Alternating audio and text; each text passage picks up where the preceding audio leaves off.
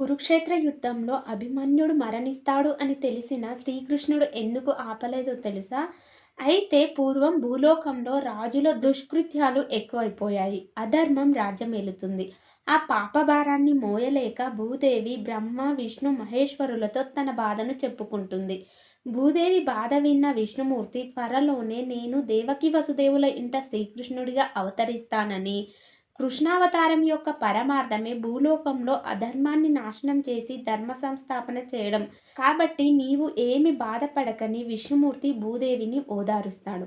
విష్ణుమూర్తిని అనుసరించి శేషనాగు బలరాముడిగా, సప్త ఋషులలో ఒకరైన భరద్వాజ మహర్షి కొడుకుగా ద్రోణాచార్యుడు, ఇంద్రుడు అంశ అర్జునుడిగా, యముడి అంశ ధర్మరాజుగా, వాయుదేవుని అంశ భీమునిగా, సూర్యుడి అంశ కర్ణుడిగా, ఇలా దేవతలందరూ కూడా మహావిష్ణువు తలపెట్టిన మహత్కార్యంలో పాల్గొనడానికి ఎవరి అంశవారుగా భూలోకంలో జన్మిస్తారు.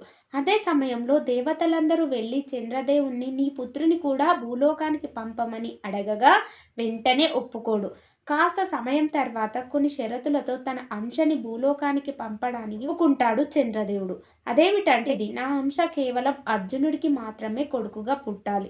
రెండవది, నా కొడుకు భూలోకంలో 16 సంవత్సరాలు మాత్రమే ఉండాలి. 16 సంవత్సరాలు నిండాక నా దగ్గరికి వచ్చేయాలని దేవీ దేవతలందరూ చంద్రదేవుని షరతులకు ఒప్పుకోగా, భూలోకంలో అర్జునుడికి కొడుకుగా జన్మించిన అభిమన్యుడే చంద్రదేవుని అంశ.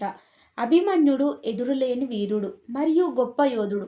యుద్ధ నియమాల ప్రకారం వెళితే అభిమన్యుడిని ఏమి చేయలేమని గ్రహించిన కౌరవులు నియమాలను ఉల్లంఘించి దుర్యోధనుడు, దిగుని, కర్ణుడు, ద్రోణాచార్యుడు, భగదత్త, అశ్వత్థామ, కృపాచార్యుల వంటి యోధులు సుమారు 14 మంది కలిసి ఒక్కసారిగా అభిమన్యునితో యుద్ధానికి వస్తారు. అంతమంది వీరులను చూసినా భయపడకుండా సింహం పంజా విసిరినట్లు ఒక్క ఉదుటున వారి మీద దాడి చేస్తాడు అభిమన్యుడు. చివరి నిమిషం వరకు చిరునవ్వుతో ధర్మయుద్ధం చేసి మహాభారత యుద్ధంలో 13వ రోజున తన శరీరం వదిలి చంద్రలోకానికి ప్రయాణమవుతాడు.